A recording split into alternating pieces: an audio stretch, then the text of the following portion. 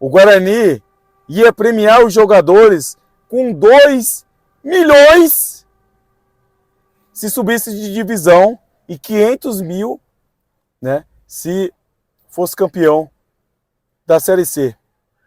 Então, assim, não faltou incentivo para os caras jogarem.